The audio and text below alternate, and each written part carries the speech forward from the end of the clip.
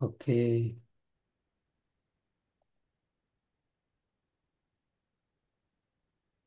right. Let us start.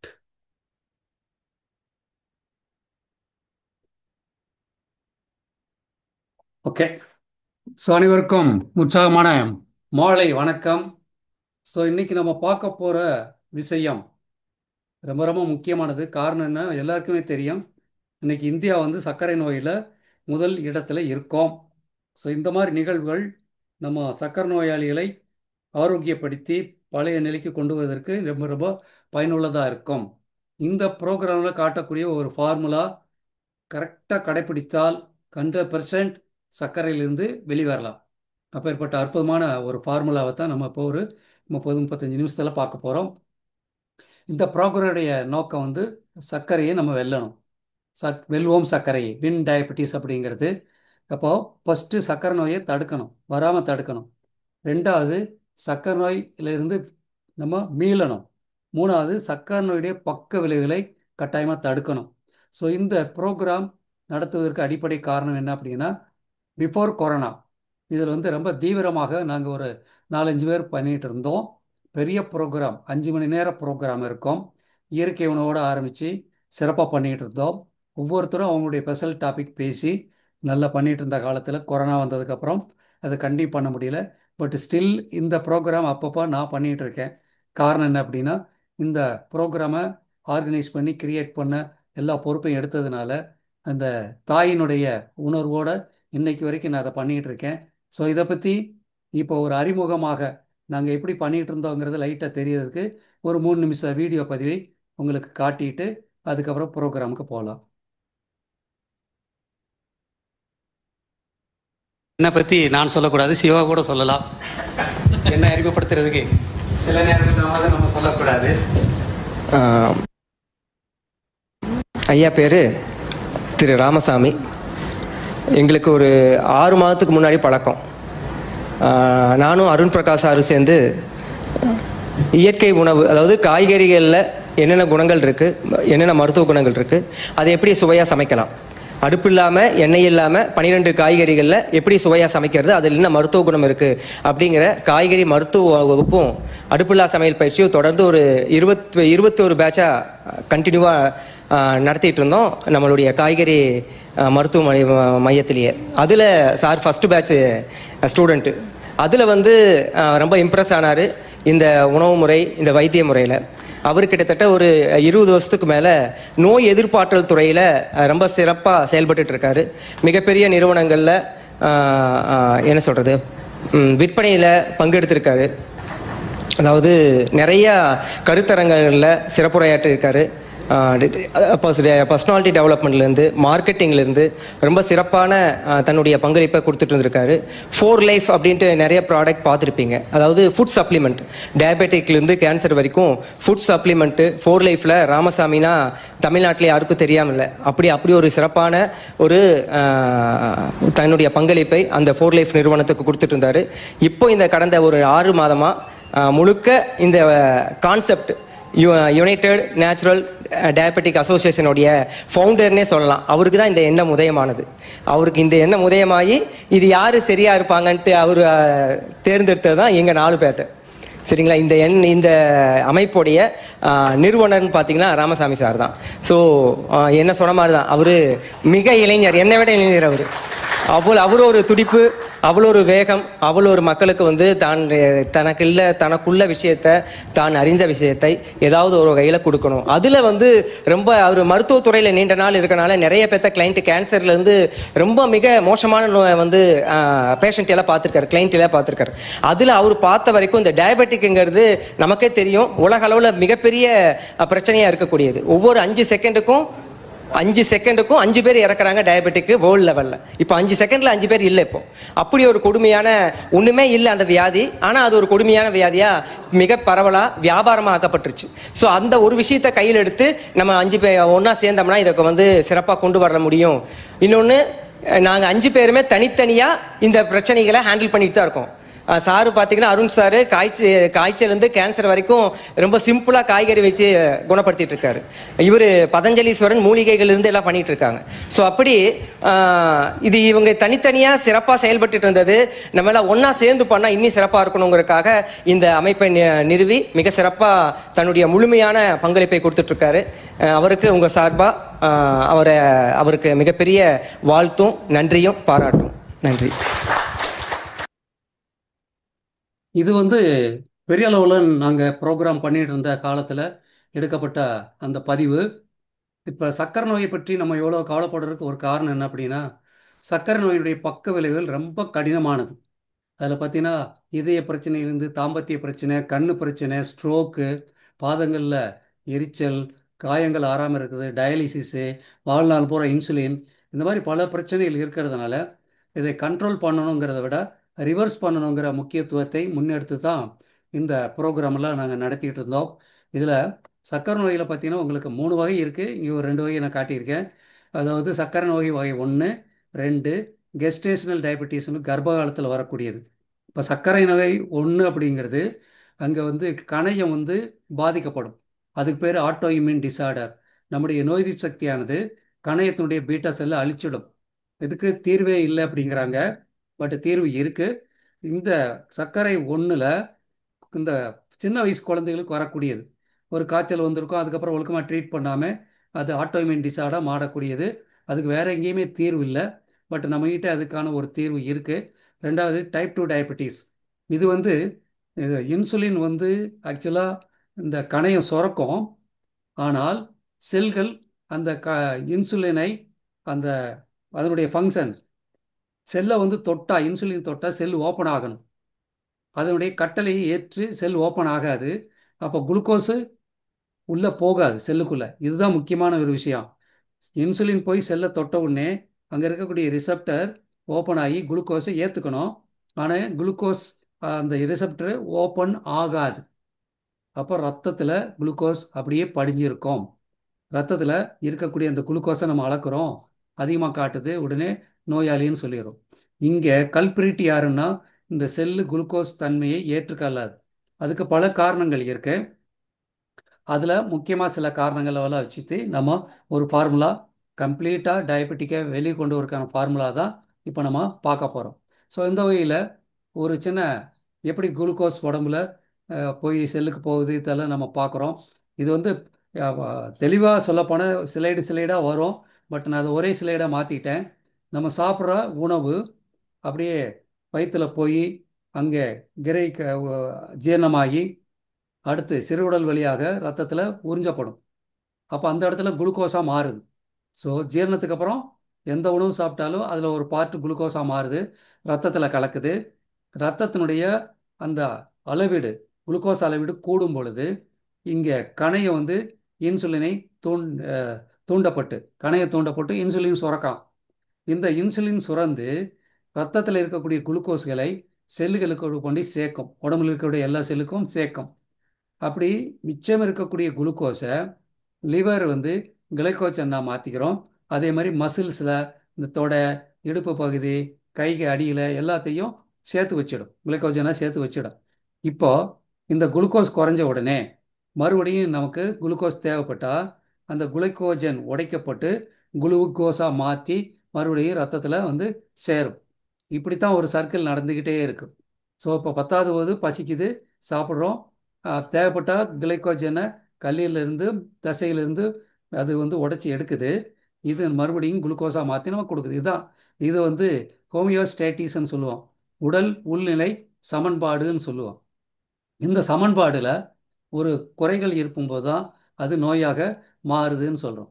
அப்போ இந்த இடத்துல இதை சீர் செய்யக்கூடிய ஃபார்முலா தான் வின் டயபெட்டிஸ். வின் டயபெட்டிஸ் அப்படிங்கிறது உங்களுக்கு ஒரு வார்த்தை, எனக்கு அது ஒரு ஃபார்முலா. ஒவ்வொரு லெட்டருக்கும் ஒரு அர்த்தத்தை வச்சு இந்த ஃபார்முலாவை கிரியேட் பண்ணோம்.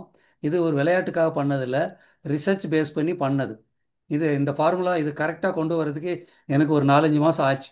அதுக்கப்புறம் தான் அந்த அருண் பிரகாஷ் ஆகட்டும், நம்ம இவர் படையல், இவர் கீழே பதஞ்சலீஸ்வரன், நம்ம நாகநாதன் சார் எல்லாம் இணைஞ்சு இந்த ப்ரோக்ராம் பண்ண ஆரம்பித்தோம். ஒவ்வொருத்தரும் ஒவ்வொரு டாப்பிக்கை எக்ஸ்பர்ட்டுங்கனால இந்த மீட்டிங்கில் தனித்தனியாக பேசுவோம். இந்த எல்லாத்தையும் ஆர்கனைஸ் பண்ணிட்டு இருந்த பொறுப்பில் நான் இருந்ததுனால, இந்த பவர் பாயிண்ட் கம்ப்ளீட்டாக எல்லாமே தயார்படுத்துறதுனால, நான் எல்லாருடைய பார்ட்டையும் நானும் செய்யக்கூடியதாக இருக்கிறனால இந்த முழு பர்சன்டேஷன் நானே பண்ணுறேன். ஸோ இதில் வின் டயபெட்டிஸில் ஒவ்வொரு இடத்துலையும் நம்ம தொட்டு அந்த இடத்துல செய்யக்கூடிய சில அணுகுமுறை மூலமாக நம்ம சர்க்கரையிலிருந்து மீளக்கூடிய, சர்க்கரை வராமல் தடுக்கக்கூடிய ஒரு சிறப்பான ஃபார்முலாவை தான் இதை கிரியேட் பண்ணியிருக்கோம். அதில் ஃபஸ்ட்டு லெட்டரில் கவனிச்சுட்டு வாங்க. First W, wait management. இந்த உடல் எடை கூடும் பொழுது அடிவயிற்று தொப்பையில் ஏற்படக்கூடிய மாற்றங்கள் சர்க்கரையை உருவாக்கும். நான் இதை வேகமாக சொல்லிடுறேன், ஒன்று போகும்போது அங்கே விளக்கமாக சொல்கிறேன்.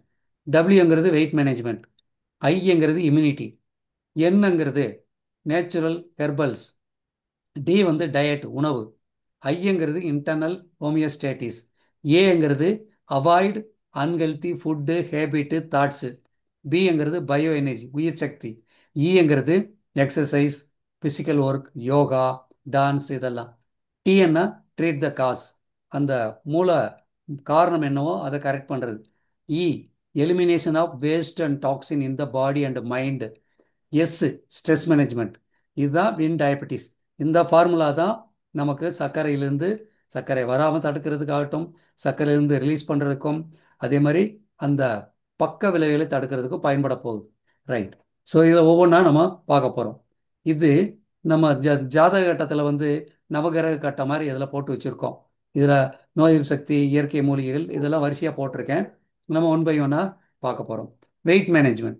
ஏன் வெயிட்டை குறைக்கணும், ஏன் தொப்பையை குறைக்கணும், ரொம்ப ரொம்ப முக்கியமான ஒரு சப்ஜெக்ட். வெயிட்டு குறைஞ்ச உடனே சர்க்கரை குறையுதுங்கிறது பல பேருக்கு தெரியும். அதற்கு காரணம் என்னென்னா, அடி வயிற்றில் இருக்கக்கூடிய அடிப்போஸ் டிஷ்யூ. நம்ம அதிகமான கார்போஹைட்ரேட் உணவு சாப்பிடும்போது அது அடி வயிற்றில் கார்போஹைட்ரேட் எப்படி அடிப்போஸ் டிஷ்யூவாக மாறும். அதை விசரல் ஃபேட்டுன்னு சொல்லுவோம். இது இன்ஃப்ளமேஷன் மார்க்குகளை உருவாக்க தன்மை வாய்ந்தது. இன்ஃப்ளமேஷன் மார்க்குகள் வந்த உடனே செல்கள் எல்லாமே இன்சுலின் ஏற்கக்கூடிய அந்த தன்மை மாறி அது இன்சுலின் ரெசிஸ்டன்ஸ் அப்படிங்கிற ஒரு அமைப்புக்கு போயிடும். அப்போ தான் இன்சுலின் அந்த செல்லை தொடும்பொழுது அதனுடைய ரிசப்டர் ஓப்பன் ஆகாது, அப்போ குளுக்கோஸ் உள்ளே போகாது. அதனால் வெயிட்டு குறைக்கணும். ஒரு பிஎம்ஐ ஸ்கேலில் 18.5லேருந்து ஒரு 22 23க்குள்ளே இருந்தால் நல்லது. அதே மாதிரி விசல் பேட் பார்க்குறதுக்கு ஒரு மெஷின் இருக்குது. அதில் பார்க்கும்போது 5 to 9 ஓகே, அதுக்குள்ளே இருக்கலாம். மேலே இருந்தாலும் சரி, கம்மியாக இருந்தாலும் நல்லது கிடையாது. ஸோ இது ஒரு பக்கம் எடுத்துக்கோங்க. அப்போ வெயிட்டு தொப்பையை குறைச்சா டயபெட்டிக் குறைங்கிறது. அடுத்ததாக இம்யூனிட்டி, நோய் எதிர்ப்பு சக்தி. நோய் எதிர்ப்பு சக்தி குறைவாக இருக்கும்போது தான் எல்லா பிரச்சனைகளும் வருது. இப்போ கொரோனா காலத்தில் இந்த டயபெட்டிக் இருந்தவங்க ஹார்ட் ப்ராப்ளம் மட்டும் வேற கோ இது மார்பிடுன்னு சொல்லுவாங்க. அந்த மாதிரி நோய்கள் இருந்தவங்க வேகமாக பாதிக்கப்பட்டாங்க. அதே மாதிரி டயபெட்டிக் வந்தால் இம்யூனிட்டி குறைஞ்சிரும். எந்த ஒரு நோய் வந்தாலும் அங்கே இம்யூனிட்டி பாதிக்கப்படக்கூடிய சூழல் உருவாகும். அப்போது இம்யூனிட்டி நல்லா இருந்தால் நோய்கள் வராது. அப்போ நோய்கள் வந்துருச்சுன்னா இன்னும் இம்யூனிட்டி பாதிக்கப்படும். அதை புரிஞ்சுக்கணும். அப்போ இம்யூனிட்டியோட வேலை என்ன? கிருமிகளை அழிக்கிறது, புதிய செல்களை உருவாக்குறது, செல்கள் கெட்டு போகிறத ஆக்சிடேஷன் ஆகி போகிறத தடுக்கிறது, கழிவுகளை செல்லிருந்து நீக்கிறது, நஞ்சை நீக்கிறது, சுரப்புகளை சமநிலைப்படுத்துறது. இது ஒரு பெரிய கிளாஸாக எடுத்துக்கிட்டு இருக்கோம். அதனால் இது இத்தோட போதும். இவ்வளவு அற்புதமான வேலையை செய்யக்கூடிய இந்த இம்யூனிட்டி, செல்களை புதுப்பிக்கணும்னா இம்யூனிட்டி வேணும். இப்போ பல விதமான அந்த டயபெட்டிக் ப்ரோக்ராமில், டயபெட்டிக் ரிவர்சல் ப்ரோக்ராம்னு சொல்லக்கூடியதில் இம்யூனிட்டியை பற்றி அவங்க பேச முடியாது. காரணம்னா அவங்ககிட்ட ஒரு ஐட்டம் இல்லை. அது இல்லாதனால 2 வருஷம் 3 வருஷம் ஆனாலும் கூட அங்கே முயற்சியில் அவங்க வெற்றி அடைய முடியறதில்ல. பட் நம்ம ஜெயிக்கிறதுக்கு ஒரு காரணம் இருக்குது. நம்முடைய நோய் சக்திக்கு அறிவை கொடுக்கக்கூடிய ஒரு மூலக்கூறு, இயற்கை கொடுத்த மூலக்கூறை நம்ம பயன்படுத்துகிறோம். ஸோ இப்போ இம்யூனிட்டியுடைய முக்கியமான வேலையில் ஒரு பிரச்சனை வந்தால் அதை கண்டறிஞ்சு அதை அழித்து அதை சீர் செய்து அதை உடம்புல பதிவு பண்ணக்கூடிய ஆற்றல் வாய்ந்தது இம்யூனிட்டி. இதை பற்றி சிலைடை பற்றி தனியாக பேசினா 1.5 மணி நேரம் பேசணும். பட் இதை புரிஞ்சுக்கோங்க. இம்யூனிட்டி ஒரு பிரச்சனையை கண்டறிந்து அதை அழித்து அதை பற்றிய பதிவை ஏற்படுத்திக்கிறோம். அதுக்கு பேர் மெமரி மாலிகுல் இம்யூன் இன்டெலிஜென்ஸ். அப்போ இம்யூனிட்டிக்கு அறிவு இருக்குது. இந்த அறிவு குறைய ஏற்படும் போது தான் நமக்கு எல்லா நோய் வருது. நேற்று கேன்சரை பற்றி கிளாஸ் எடுத்தோம். இம்யூனிட்டியுடைய குறைபாடு. ஸோ டைப் 1 டயபெட்டு இம்யூனிட்டி ஓவராக வேலை செய்கிறது. டைப் 2 டயபெட்டு இம்யூனிட்டி வீக்காக வேலை செய்கிறது. ஸோ இந்த இடத்துல நம்ம பயன்படுத்தக்கூடிய பொருள் பசுவோட சீம்பாலிலிருந்து எடுக்கப்பட்ட மூலக்கூறு அடங்கிய ட்ரான்ஸ்ஃபர் ஃபேக்டர். இது எடுக்கும் பொழுது இம்யூனிட்டி சூப்பராக மாடுலேட் பண்ணும். இம்யூனிட்டியை பற்றி நீங்கள் ரொம்ப ஒரி பண்ணவே தேவையில்லை. ஜஸ்ட் 2 கேப்சூல் எடுத்து போட்டால் இம்யூனிட்டி மாடுலேட் ஆயிரும். இது ஏகப்பட்ட ஸ்டடீஸ் இருக்குது. இம்யூனிட்டியை ரெகுலேட் பண்ணும், இம்யூனிட்டியை பூஸ்ட் பண்ணும். இந்த பலவிதமான வேலைகளை செய்யக்கூடியது இந்த ப்ராடக்ட் ட்ரான்ஸ்ஃபர் ஃபேக்டர். இதுக்கு பேர் ஃபோர்லைப் கம்பெனி தயாரித்து கொடுக்கறனால ஃபோர்லைப் ட்ரான்ஸ்ஃபர் ஃபேக்டர். அதில் இன்னும் டயபெட்டிக்காக குளுக்கோச்சு, இஎஃப்ஏ, ஒரு பெரிய ரேஞ்ச் ஆஃப் ப்ராடக்ட் இருக்குது. பட் இவர் தான் ஹீரோ ப்ராடக்ட்டு. பின்னாடி யாருக்கெல்லாம் பிரச்சனை இருக்குது வராமல் தடுக்க விரும்புகிறாங்களோ கன்சல்ட் பண்ணும் பொழுது அவங்க எல்லாமே நம்ம காட்டிக்கலாம். இப்போதைக்கு இது போதும். அடுத்து டபிள்யூ பார்த்தோம், ஐ பார்த்தோம், இப்போ என் நேச்சுரல் ஹெர்பல். நமக்கு சர்க்கரை வந்த உடனே டாக்டர்கிட்ட போயிட்டு கெமிக்கல் மாத்திரை வாங்கி பயன்படுத்திகிட்டு இருக்கோம். அவங்க என்ன செய்கிறாங்க அப்படின்னா இன்சுலின் சுரக்கிறதுக்காக அந்த கணையத்தை பிழிஞ்சு எடுப்பாங்க. செல்லுக்குள்ளே குளுக்கோஸ் போகிறதுக்காக செல்லை வலுக்கட்டாயமாக இந்த குழந்தை சாப்பாடு வேண்டான்னு அடம்பிடிக்கும். நமக்கு துணிப்போம் இல்லையா, அந்த மாதிரி துணிக்கும். அப்படி துணிக்கும்போது கெட்ட குளுக்கோஸ், தரமில்லாத குளுக்கோஸ் கூட செல்லுக்குள்ளே போய் அதுதான் பல பிரச்சனைகளை உருவாக்குறதுக்கு காரணமாக இருக்கும். அதனால் ஹெர்பல்ஸ் நம்மக்கிட்ட இருக்கக்கூடிய ஹெர்பலை பயன்படுத்தினாலே ஆவாரம்பூ டீ சாப்பிட்டாலே போது நல்ல கண்ட்ரோலுக்கு வரும். இந்த மாதிரி எக்கச்சக்கமான ஹெர்பல் நம்ம இருக்குது. இடது பக்கத்தில் ஒரு படத்தில் கம்ப்ளீட்டாக ஹெர்பல் ஒவ்வொருத்தரும் எப்படி வேலை செய்யன்னு நான் போட்டிருக்கேன். இருந்தாலும் நேரம் கருதி டாபிக் உள்ள வந்துடுறேன். இந்த மாதிரி ஹெர்பலை பயன்படுத்தும் போது ஜீரணம் நல்லா ஆகும், இன்சுலின் உற்பத்தி தூண்டப்படும், பீட்டா செல்கள் புதுப்பிக்கப்படும், கழிவு நீங்கும், சிறுகுடலில் குளுக்கோஸ் உட்கிரகித்தல் ரொம்ப நல்லா நடக்கும், இன்சுலின் எதிர்ப்பு குறையும், இன்சுலின் ரெசிஸ்டன்ஸு, ரத்தத்தில் சர்க்கரை அளவு குறைய ஆரம்பித்து பேலன்ஸ் வந்துடும், உடல் அசதி இருக்காது. பக்க விளைவில் இல்லாத ஒரு அற்புதமான விஷயந்தான் ஹெர்பல். ஸோ இன்றைக்கி பார்த்தீங்கன்னா ஹெர்பல் பெரிய ரேஞ்சு நம்மகிட்டே இருக்குது. அதுக்கான பவர் பாயிண்ட் எல்லாம் இருக்குது. நேரம் கருதி இப்போ நான் காட்ட முடியலை. அடுத்து டயட்டு, டி ஃபார் டயட்டு. எல்லாருக்கும் தெரியும் உணவே மருந்து. இதை எல்லாருமே பேசிக்கிட்டு இருக்கோம். ஆனால் நம்ம எடுக்கிறதில்ல, சரியான உணவை எடுக்கிறதில்ல. நம்ம சாப்பிடக்கூடிய உணவுகள் இன்னைக்கு ரொம்ப ஃபாஸ்ட் ஃபுட் கல்ச்சராகவும், தரமில்லாத உணவாகும், சத்து இல்லாத உணவாகும், விட்டமின்ஸ் மினரல் இல்லாத உணவாகும், ஃபைபர் இல்லாத உணவாகும், எல்லாம் நார்ச்சத்துன்னு சொல்கிறோம் இல்லையா, இல்லை ப்ரோபயோட்டிக்ஸ் கிடையாது. அதனால் இப்போ நம்ம சாப்பிட்றது உணவே கிடையாதுங்க. இது எந்த விதத்திலையும் நம்முடைய ஆரோக்கியத்தை மேம்படுத்துறதுக்காக இல்லை.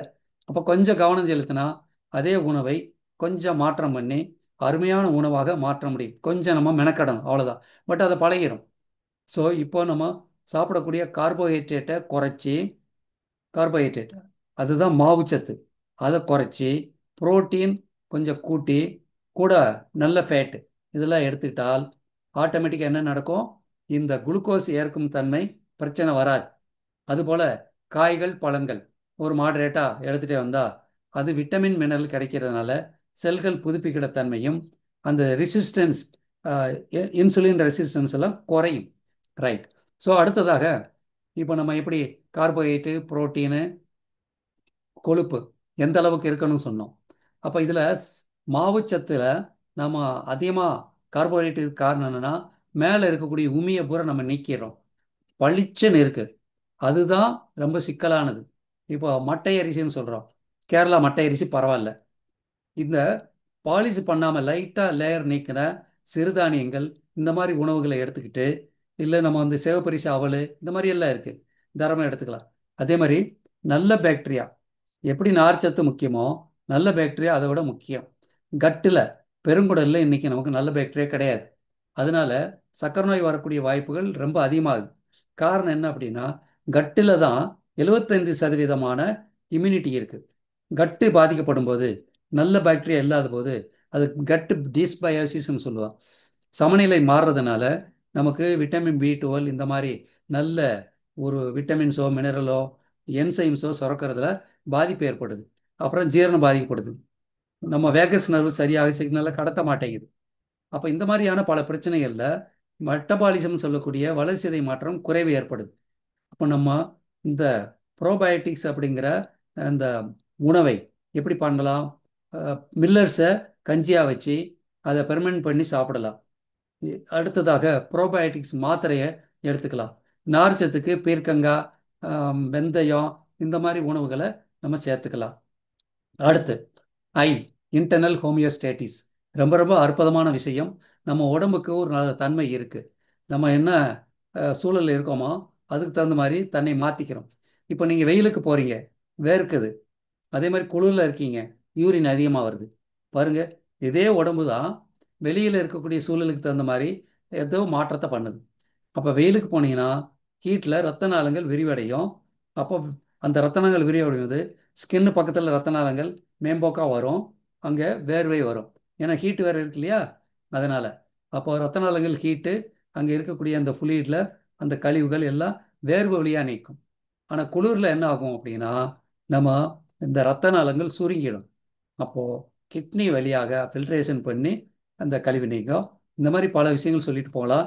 நீங்கள் குளிர்காலத்தில் உங்களுக்கு நடுங்கும், நீங்கள் பார்த்துருப்பீங்க, அப்படியே நடுங்கும். ஏன் நடுங்குது அப்படின்னா, அந்த குளிரை காம்பன்சேட் பண்ணணும்னா உங்கள் மசில்ஸ் எல்லாம் ஆக்டிவேட் ஆகணும்.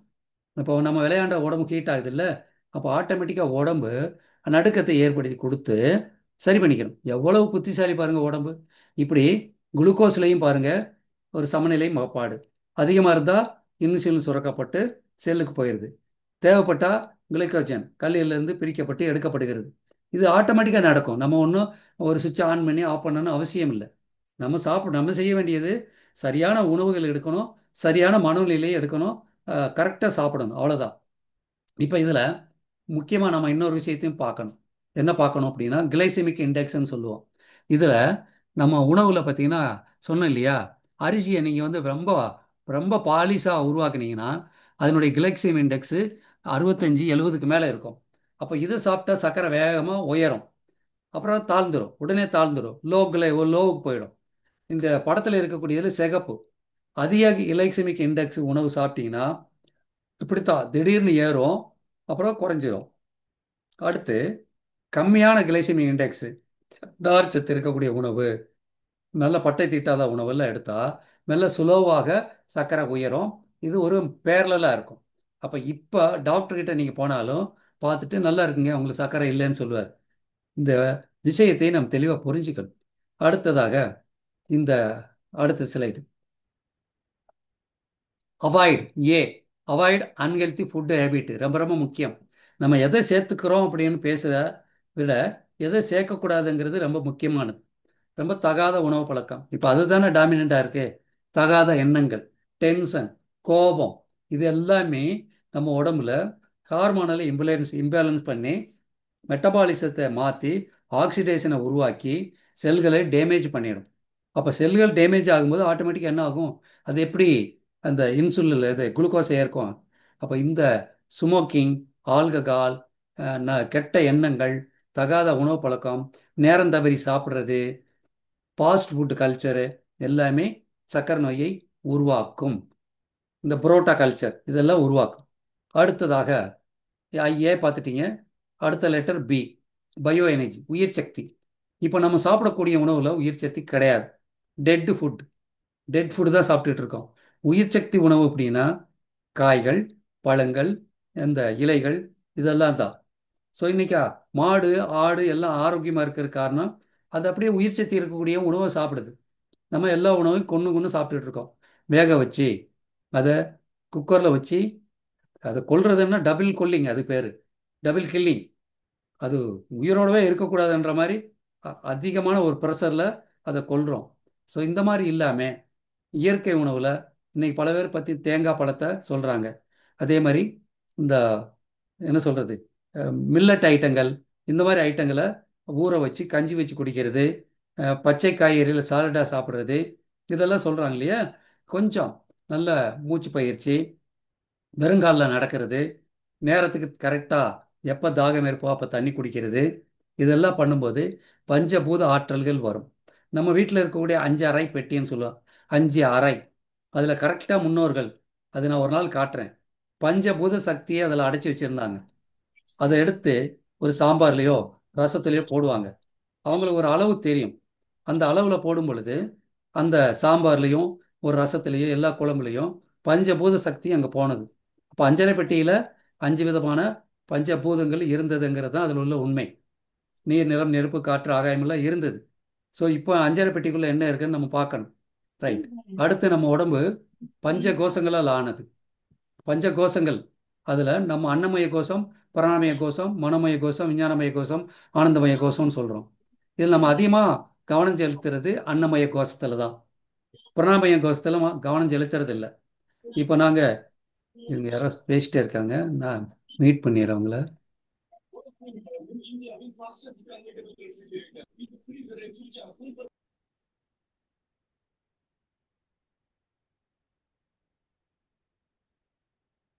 இது ரொம்ப ரொம்ப முக்கியமான சப்ஜெக்ட்டுங்க.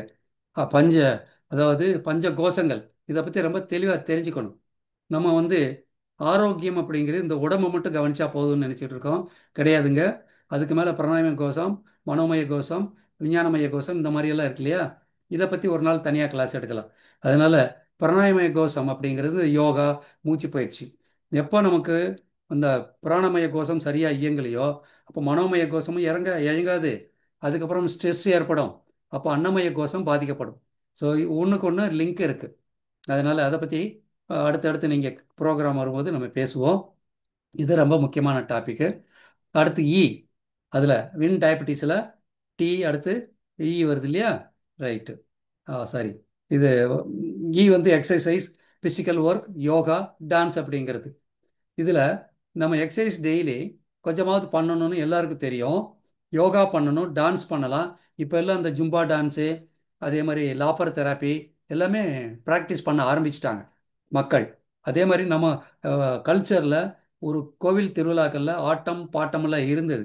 இசை, ஒரு நடனம் ரொம்ப நல்லா இருந்தது. எல்லாருமே ஆடுவாங்க, பாடுவாங்க. அப்போ கும்மி ஆடுறது இந்த மாதிரி இருந்ததெல்லாம் இன்னைக்கு மறைஞ்சிருச்சு. ஓகே. இந்த மாதிரி எக்ஸசைஸோ, ஃபிசிக்கல் ஒர்க்கோ, யோகா, டான்ஸு கொஞ்சம் நல்லபடியாக மூவ்மெண்ட் பண்ணலைன்னா அது அசையாத பொருள்கள் என்ன ஆகும்? செட் ஆகிடும். அது வந்து ஒரு நோயை உருவாக்கும். ஒரு குளத்துல தண்ணியை புது தண்ணி வரலைன்னா பாசி பிடிச்சு கெட்டு போகும், ஸ்மெல் அடிக்கும். அப்போ தான் கழிவு நீக்கம் கழிவு தேங்குறது. கழிவு தேங்கும் போது நோய் நிலையை நம்ம மாட்டிக்குவோம்.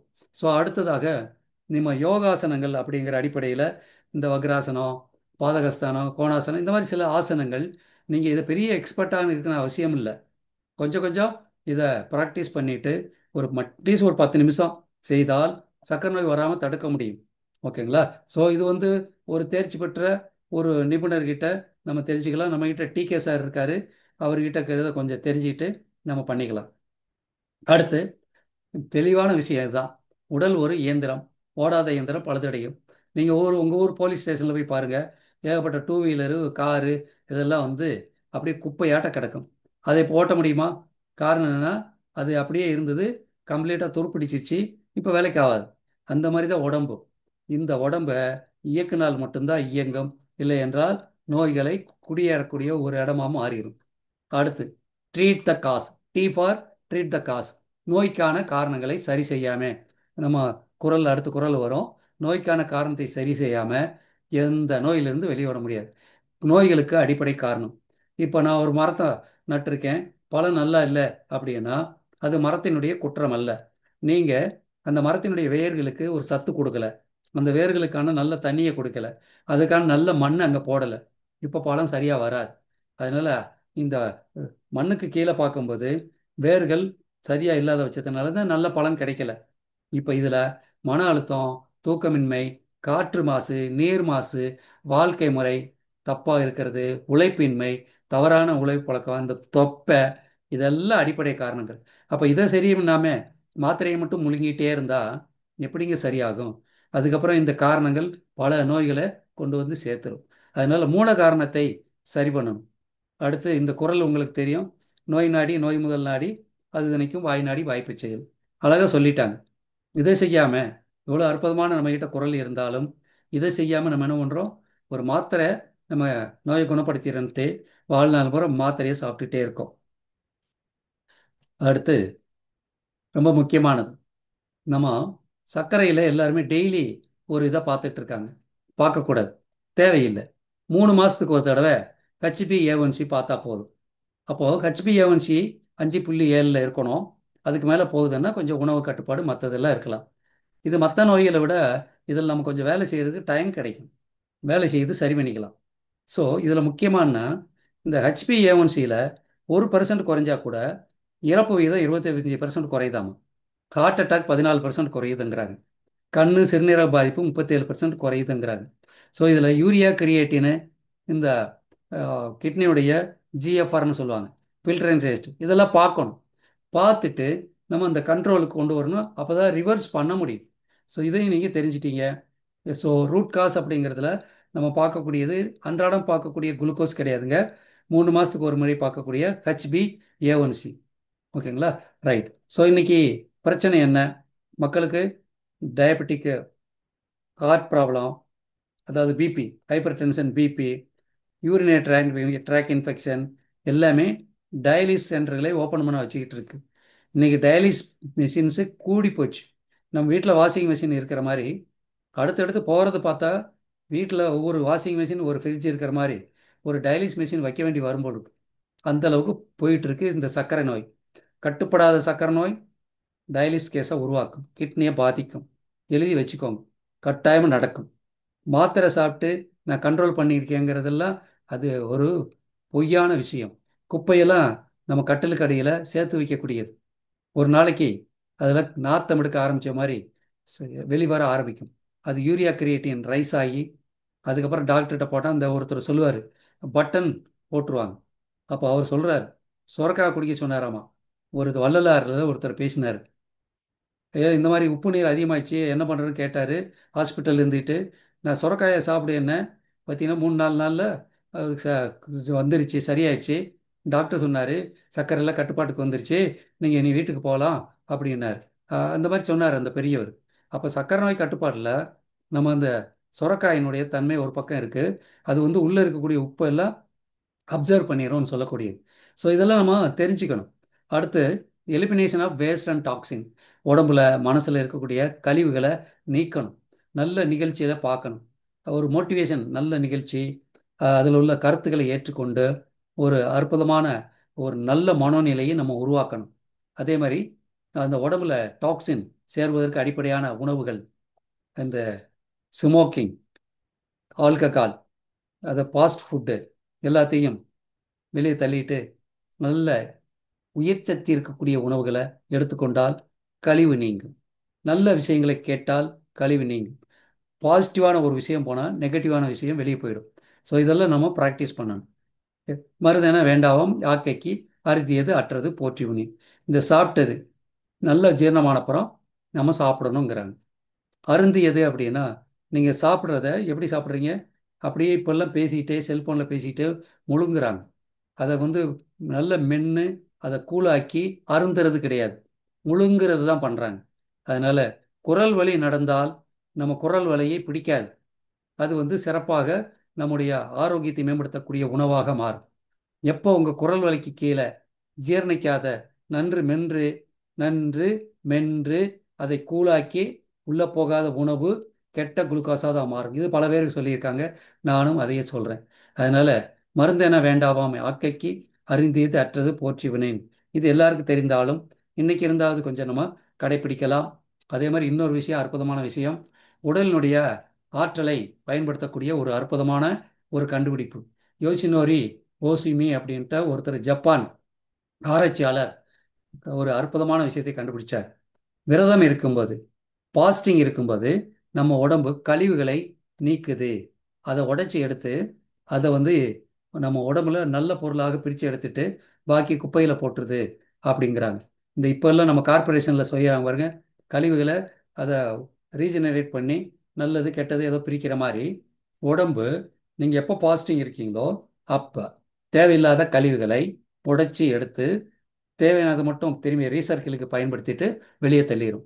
ஸோ இதுக்கு பேர் ஆட்டோபேஜின்னு பேர். இதுக்காக இவருக்கு நோபல் பிரைஸ் கொடுத்தாங்க.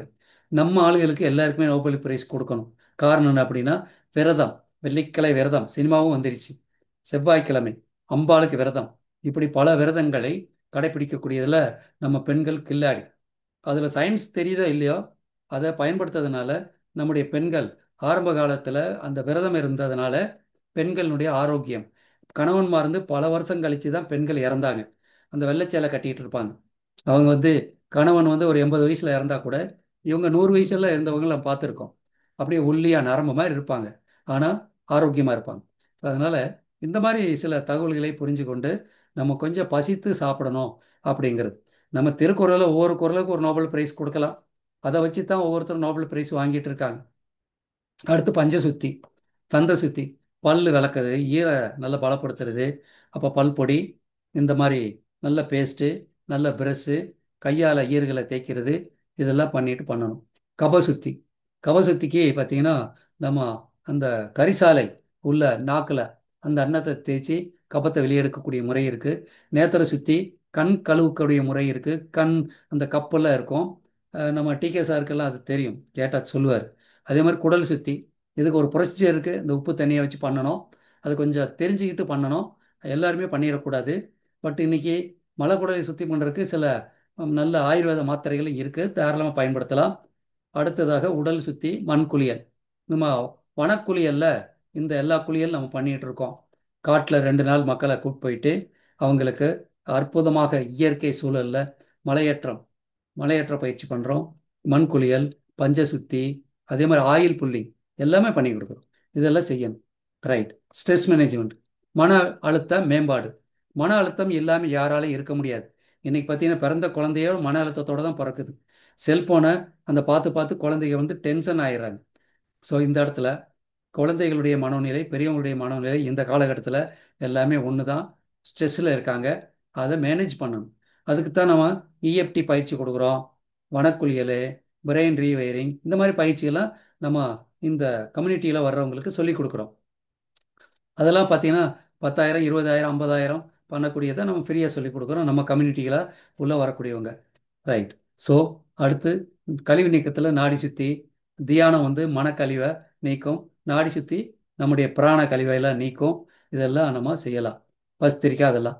ஸோ இப்போ சர்க்கரை கட்டுப்பாட்டில் ஒரு நமக்கு முக்கியமான விஷயம் தெரிஞ்ச ஆள் யாருன்னா கணையம் மட்டும்தான் நமக்கு தெரியும். அது மட்டும் அல்ல, இப்போ நான் பார்த்தோம் வயிறு, கல்லீரல், ஸ்பிளீன்னு சொல்லக்கூடிய அந்த உறுப்புகள் எல்லாமே இதில் இணைஞ்சு தான் வேலை செய்யுது. அதனால சர்க்கரையை பொறுத்த வரைக்கும் நீங்கள் ஒரு விஷயத்தை திங்க் பண்ணுறீங்க தப்பா, அப்போ கூட உங்களுக்கு கணையம் பாதிக்கப்படலாம், சர்க்கரை நோயால் மாறலாம். ஸோ பாசிட்டிவாக நீங்கள் வர வர டிகே ஆஃபீஸுக்கு போயிட்டு வரும்பொழுது ஒரு அம்மா கூப்பிட்டாங்க. கண்ணு பிரச்சனை, மாத்திரை எடுத்துகிட்டு இருக்காங்க. அவங்க பயத்திலே இருக்காங்க. கொரோனா காலத்தில் அதிகமாக மக்கள் இறந்தது பயம். இது சர்க்கரை குணமாக போகிறதுக்கு காரணம் என்ன அப்படி என்றால் மக்களுக்கு ஒரு பயம் இருக்கு. சர்க்கரை வந்தாச்சா குணப்படுத்த முடியாது. இதை யாரு உறுதிப்படுத்தினது? ஒரு ஸ்டாம்புக்கு மேலே ஸ்டாம்ப் அடித்து உறுதிப்படுத்தியது யாரு? டாக்டருங்க. ஆனால் இப்போ திருப்பாதி மாதிரி சில டாக்டருங்க இயற்கை உணவின் மூலமாக, ஹெர்பல்ஸ் மூலமாக, யோகா மூலமாக சர்க்கரையை ரிவர்ஸ் பண்ணிட்டு இருக்காங்க. அப்போ நான் ஒரு நாள் பாரதி பார்க்கில் ஒரு 2 மினிட்ஸ் நிறைவு செஞ்சிடலாம். பாரதி பார்க்கில் ஸ்டால் போடுறேன். ஒரு ஸ்டாண்டியெல்லாம் வச்சு நோட்டீஸை கொடுத்துட்ருக்கேன். ஒருத்தர் வந்தார், ஏங்க சர்க்கரை குணப்படுத்த முடியுமான்னாரு. பண்ணலாங்கன்னு. அதெல்லாம் முடியாதுங்கன்னு. ஏங்க அப்படி சொல்கிறீங்க? நான் 7-8 டாக்டர் பார்த்துட்டேங்க, எந்த டாக்டரும் சர்க்கரை குணப்படுத்த முடியாது அப்படின்னு. அதாவது நம்ம எது நினைக்கிறோமோ அது நடக்கும். இன்னைக்கு சீக்ரெட் அந்த புக்கு, எண்ணம் போல் வாழ்வு எல்லாம் பேசிக்கிட்டு இருக்கோம். ஸோ பதிவு பண்ணியாச்சு. மூளைக்குள்ள சர்க்கரை எனக்கு வந்தாச்சு, குணமாகாது, பதிவு பண்ணியாச்சு. அதுக்கப்புறம் எப்படி குணமாகும்? இதெல்லாம் மக்களுக்கு புரிய வச்சு, இந்த உடம்பு கொடுக்கல, நீங்கள் தான் கொடுத்தீங்க. பட் நோய் இல்லாமல் வாழக்கூடிய எல்லா தகுதி உடம்பு இருக்குது, இம்யூனிட்டி இருக்குது. எல்லா செல்லும் ஒரு பிரச்சனையை சீர் செய்யக்கூடிய அறிவோடு இயங்கிட்டு இருக்கு. அப்போ போன வருஷம் இருந்த இதயம் இப்போ இல்லை, புது இதயம் புதுப்பிச்சுக்கிறோம். எண்ணங்களை மட்டும் சீர் செய்தால், உணவுகளை சீர் செய்தால், வாழ்க்கை முறையை சீர் செய்தால் நம்ம அற்புதமாக வெளியே வர முடியும். அதுக்கு உங்களுக்கு ஒரு கைடு வேணும். அந்த கைடாக நாங்கள் இருந்து உங்களுக்கு உதவி செய்ய முடியும். ஸோ இதில் வெல்வோம் சர்க்கரையை, வின் டயபெட்டிஸ் அப்படிங்கிற ஒரு விஷயத்தை நாம் தெளிவாக புரிந்து கொண்டலாம். இந்த கட்டங்களில் நம்ம கண்ட்ரோலில் பல விஷயங்கள் இருக்குது. இந்த டிக் போட்டதெல்லாம் நம்ம கண்ட்ரோலில் இருக்கும். ஒரு சிலது வந்து நம்ம கண்ட்ரோலில் இருக்காது. ஓகேங்களா? ஸோ அதை புரிந்து கொண்டு நம்ம சிறப்பாக சர்க்கரையை வெல்ல முடியும். சர்க்கரை இல்லாத ஒரு சமுதாயத்தை தாராளமாக உருவாக்க முடியும். டைம் எடுத்தாலும் கூட சிறுக சிறுக இந்த விழிப்புணர்ச்சி மூலமாக சர்க்கரை இல்லாத உலகத்தை படைக்கிற இந்த முயற்சியில் நாங்கள் இந்த அது வந்து யுனைடெட் நேச்சுரல் டயபெட்டிஸ் எஜுகேட் அது மாதிரி இருந்ததை மாற்றி இப்போ India integrated natural diabetes educator அசோசியேஷனாக மாற்றிட்டு அப்பப்போ இந்த ப்ரோக்ராம் பண்ணிகிட்டு இருக்கோம். ஸோ முழுமையாக இந்த ப்ரோக்ராம் இந்த ஃபார்முலா 100% சக்ஸஸ் ஃபார்முலா. ஏன்னா நான் பல ப்ரோக்ராமில் பார்த்ததில் யாருமே இந்த அளவுக்கு ஒன்று கொடுக்கல. அவங்ககிட்ட இருந்தது, ஆனால் இங்கே இம்யூனிட்டி ஒன்று இருக்கு இல்லையா, இந்த இம்யூனிட்டி யார்கிட்டையுமே இல்லை. இம்யூனிட்டி இல்லாத போது அது செயலாக்கத்துக்கு வரவே வராது. அப்பேற்பட்ட இம்யூனிட்டியை சேர்த்து நம்ம அந்த ட்ரான்ஸ்ஃபர் ஃபேக்டர்னு சொல்லக்கூடிய ப்ராடக்ட்டு கூட இன்னும் சில சப்ளிமெண்ட்டுக, என்ன டீ சாப்பிட்லாம், எப்படி எக்ஸசைஸ் பண்ணலாம், எப்படி தூங்கலாம், இதெல்லாம் சொல்லி ஒரு மிகப்பெரிய ஆரோக்கிய சமுதாயம் உருவாக்க இந்த பணியில் இருக்கோம். உங்கள் அனைவருடைய ஒத்துழைப்பு தேவை. இந்த ப்ரோக்ராமை அப்படியே ஒரு ப்ரோக்ராமாக நினைக்காதீங்க. இது மிகப்பெரிய லெவலில் ஆராய்ச்சி செய்யப்பட்டு கொண்டு வந்து கொடுத்த ஒரு ப்ரோக்ராம். இந்த ப்ரோக்ராமுக்காக பல நாட்கள் நான் ஒர்க் பண்ணியிருக்கேன். பாத்ரூமில் இருக்கும்போது கூட எனக்கு இந்த இடத்துல திடீர்னு ஒரு யாபம் வரும். பாதியில் கூட நான் எந்திரிச்சு வந்திருக்கேன். அப்படிப்பட்ட ஒரு ப்ரோக்ராமு. இது 5 மணி நேரம் பேசினா கூட நிறைவராது. பட் உங்களுக்கு ஒரு 40 நிமிஷத்தில் நான் கம்ப்ளீட் பண்ணிட்டேன். ஓகேங்களா? இதை இன்னும் இன்னும் தெரிஞ்சுக்க விரும்புகிறவங்க அடுத்தடுத்து கேட்டிங்கன்னா அடுத்தடுத்த ப்ரோக்ராமில் நம்ம பேச முடியும். நன்றி. வந்திருக்கக்கூடிய அனைவருக்கும் நன்றி. Shakuntala madam, DK sir, Parameswaran sir, Raja Arivazhagan புதுசாக வந்திருக்காங்க, வாழ்த்துக்கள். நம்ம Jayaram sir, Harikrishnan sir, Arumugam sir, Kannan sir, Kannan B யாருனுக்கு ஓகே தெரியும், கண்ணன் பி தெரியும். சந்தோஷ் அண்ட் சந்தோஷ் சார் தெரியும், காலையில் நம்ம பேசினோம். சந்தோஷ் சார் வணக்கம். பிரீத்தி யார் தெரியும், மோகன சுந்தர் சார், அடுத்து குப்புசாமி சார், ஹெலன். ஹெலன் அவங்க காலையில் நான் பேச முடியலன்னா கூட லிங்க் அனுப்பியிருந்தேன், வந்திருக்காங்க. ஸோ வனக்குளியலினுடைய ஒரு ப்ரோக்ராமை அந்த ஃபேஸ்புக்கில் பார்த்து அறிமுகமானவங்க. சன்லைஃப் நம்ம ராபர்ட் சேக்கா சார், சாவித்திரி மேடம் யார் எனக்கு தெரியல. நீங்கள் புதுசாக இருக்கிறவங்கள அவங்கள மேடம் நம்ம சார் நம்ம மேஜிக் மார்னிங்ல இருக்கிறாங்க நாகர்கோயில்ல இருந்து நாகர்கோயில் இருந்து. ஆ, ஓகே ஓகே. பிரதீப் சார் வரலன்னு நினைக்கிறேன். பிரீத்தி நமக்கு தெரியும். ஹலோ, சாரி அவர் தான் பிரதீப் சார். அவர்தான். சந்தோஷ் சார் வணக்கம்.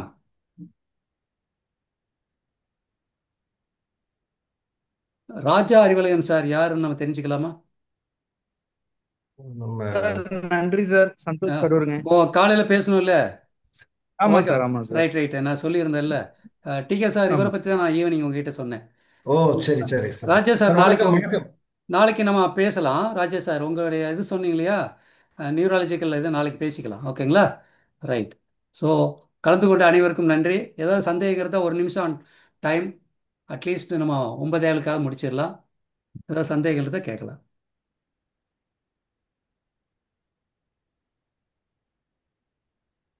எதுக்கு சந்தேகம் இல்லையா?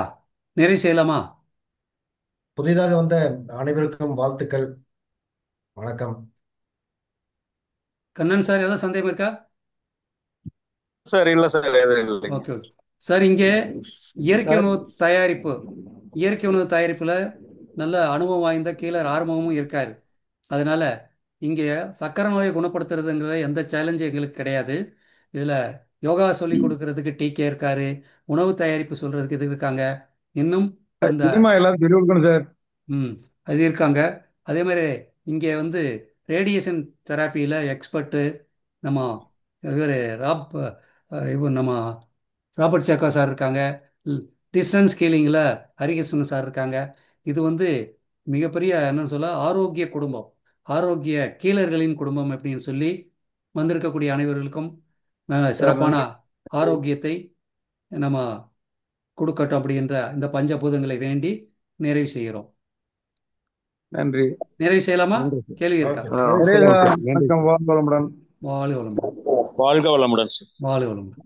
வாழ்க சார். நன்றி சார், ரொம்ப நன்றி சார். சார் இனிமா தெரப்பி பத்தி எல்லாத்தையும் நல்லா தெளிவா சொல்லி கொடுத்துடணும் சார். கட்டாயமா.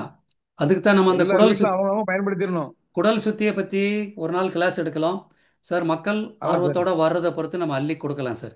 நம்ம சரி சார். இது ஃப்ரீ சர்வீஸ். நிச்சயமாக ஒரு டாக்டரு இந்த அளவுக்கு பேசணும்னா 10,000 ரூபா பில்லை போட்டிருப்பார் இல்லையா? பட் நம்ம ஃப்ரீ சர்வீஸ் கொடுக்குறோம். மக்கள் பயன்படுத்தி மிகப்பெரிய ஆரோக்கியம் அடைய நம்ம வாழ்த்துக்களை தெரிவித்துக் கொள்கிறேன்.